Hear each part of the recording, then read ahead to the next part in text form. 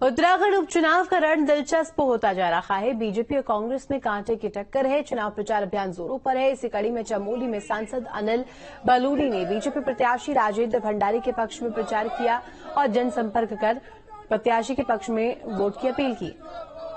और आपको साथ ही साथ दो तस्वीरें दिखाएंगे और उसमें दिखाएंगे कि इस तरीके से यहां पर प्रचार जारी है। मैं इस समय बद्रीनाथ विधानसभा क्षेत्र में हूं। पीपलकोटी एक नगर पंचायत है, वहां पर हम सभी लोग हैं और बद्रीनाथ विधानसभा में उपचुनाव हो रहा है। केंद्रीय राज्य मंत्री अजय टम्टा जी, जो अल्मोड़ा से तीसरी बार लोकसभा के लिए चुने गए हैं, वो भी यहां पर जनसंपर्क के लिए भाजपा प्रत्याशी के लिए आए हैं।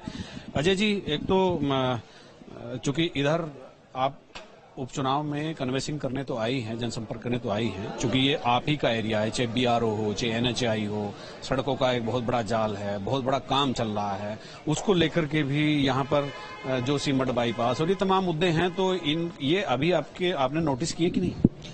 देखिए, मैं बहुत लंबे समय से उत्तराखंड की राजनीतिक सामाजिक जीवन में और लगभग जो क्षेत्रीय यहाँ की भौगोलिक स्थिति है, इसको कुमाऊं और गढ़वाल की मैं बहुत भलीभांति जानता हूँ। चूंकि चुनाव की ये बेला है तो चुनाव के कार्यक्रम में भी हूं और अपने मोटर मार्गों को मैं पूरे मोटर मार्ग के माध्यम से आया हूं। ये जो पूरा कुमाऊं और गढ़वाल के लोग क्षेत्र आते हैं, वो जाकर के ऋषिकेश में हमारे बहुत बड़ा जाम लगता है। उसको हम एलिवेटेड रोड नेपाली फार्म से लेकर के पूरा ऋषिकेश को डाइवर्ट करते हुए 5 टनल के साथ उसका प्रोजेक्ट डीपीआर हमारी तैयार है, उसको हम कर रहे हैं। ऐसी श्रीनगर के पास भी हमारा, हम उसको एलिवेटेड रोड तो नहीं, हम उसको डाइवर्ट कर रहे हैं नीचे से, तो वो भी हम लोग बाईपास दे रहे हैं।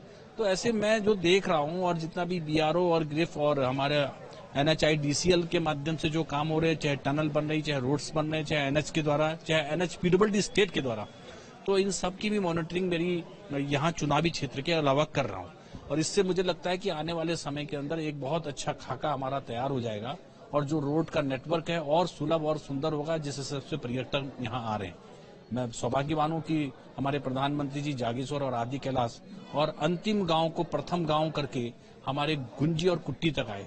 तो आने वाले समय में उत्तराखंड राज्य के अंदर हमारा एक बहुत बड़ा लाभ मिलेगा। हम पांचों के पांचों सांसद जो इस उत्तराखंड के रहने वाले हैं, मिलजुल करके उत्तराखंड का संवारने में मोदी जी का सहयोग लेकर के, गडकरी जी का सहयोग लेकर रोड नेटवर्क में। इस उपचुनाव में आपको क्या लग रहा है, किस तरह का नतीजे आने वाले? मुझे लग रहा है क्योंकि उत्तराखंड की जो जनता है वो बहुत समझदार है और उनको सबको मालूम है जिस प्रकार से मोदी जी और धामी जी का काम सरकार काम कर रही है। और अब अनिल भाई भी इधर से हैं और स्वयं मैं मंत्री हूं, तो उस हिसाब से मैं कह सकता हूं कि बद्रीनाथ को हम जो 8,500 से अभी लोकसभा में जीते हैं, उससे ज्यादा मतों से हम इसको चुनाव को जीतने वाले हैं। लोग कह रहे हैं कि भाजपा के जो कार्यकर्ता हैं उनमें एक बात उनके जहन में है कि भाई अभी कांग्रेस में थे, अभी भाजपा में लड़ रहे, तो भाजपा नेता कब लड़ेंगे? नहीं, ऐसा कुछ है नहीं, क्योंकि हमारे जो भारतीय जनता पार्टी से भी उम्मीदवार यहाँ रहते थे, अभी भी रहे राजेंद्र भंडारी जी के सामने, वो हमारे राज्यसभा के सदस्य भी हैं। तो अपने आप में सौभाग्य है कि ये खुशी मिलजुल कर है और ये इस प्रकार का कोई भावना नहीं है। हाँ, विपक्षी इस बात को जरूर कह रहे होंगे क्योंकि वो चाहते हैं कि भाजपा के अंदर कहीं दिक्कत आए, मगर ऐसा हमारे अंदर नहीं है, क्योंकि हमारे तो ऑलरेडी जो यहाँ से चुनाव राजेंद्र भंडारी जी के सामने लड़े थे, वो हमारे भट्ट जी, वो हमारे प्रदेश अध्यक्ष भी हैं और राज्यसभा के सदस्य भी है, वो सब लोग ताकत। लेकिन अजय जी, पिछले चुनाव में भट्ट जी को इन्हीं राजेंद्र भंडारी ने हराया भी तो था। अब हमारी वो पार्टी में आ गए हैं और जिन हमारे भट्ट जी को स्वयं पार्टी ने प्रदेश अध्यक्ष बनाया, उसके बाद राज्यसभा का सांसद बनाया, तो इसलिए अब ताकत हमारी कई गुना ज्यादा बढ़ गई है। बद्री विशाल का आशीर्वाद मिलने वाला, पूरा आशीर्वाद मिलेगा, पूरा आशीर्वाद। तो अजय टम्टा जी, केंद्रीय राज्य मंत्री, उन्होंने बताया कि बद्रीनाथ जो विधानसभा है उस पर उपचुनाव का जो नतीजों का ऊंट किस करवट बैठने वाला है। अपने सहयोगी कैमरामैन सोनी कुमार के साथ पीपलकोटी से न्यूज स्टेट के लिए